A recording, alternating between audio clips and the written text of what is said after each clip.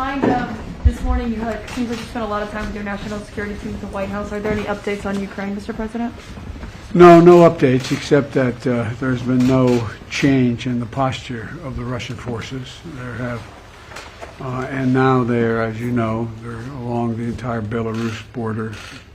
And I made it clear to early on to President Putin that if he were to move into Ukraine, that there'd be severe consequences, including significant economic sanctions, as well as I'd feel obliged to beef up our presence, NATO's presence on the Eastern Front, Poland, Romania, etc. Would you ever see yourself personally sanctioning him if he did invade Ukraine?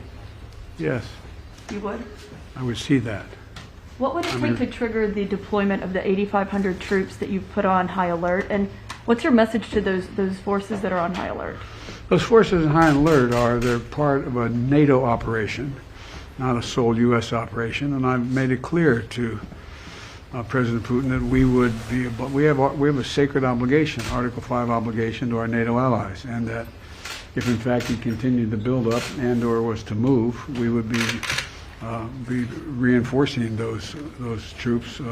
And I've spoken with every one of our NATO allies in person, virtually, and we're all on the same page. We have no intention of putting American forces or NATO forces in Ukraine. But as I said, there are going to be serious economic consequences if he moves. Can you tell me whether you think, sir, that the risk of an invasion is increasing or decreasing or steady just as it has been these recent days? You know, I'll be completely honest with you. It's a little bit like reading tea leaves. Ordinarily, if we're a different leader, the fact that he continues to build forces along Ukraine's border from Belarus all the way around, you'd say, well, that means that he is looking like he's going to do something. But then you look at what his past behavior is and what everyone is saying, and his team, as well as everyone else, as to what is likely to happen. It all comes down to his decision. Look, let me conclude by saying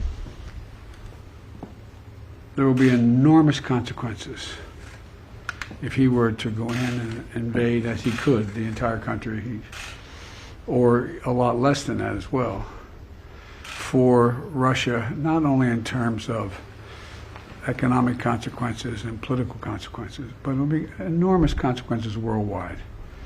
This would be the largest, if he were to move in with all those forces, it would be the largest invasion since World War II.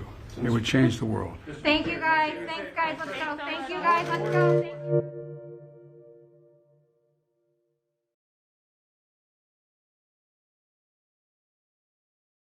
Hey, thanks for watching Bloomberg Quicktake Now. Subscribe to our channel to see the biggest stories the moment they happen from around the world. And tune in to our 24/7 live stream for global news coverage, documentaries, interviews, deep dives, and shows on the stories that you care most about.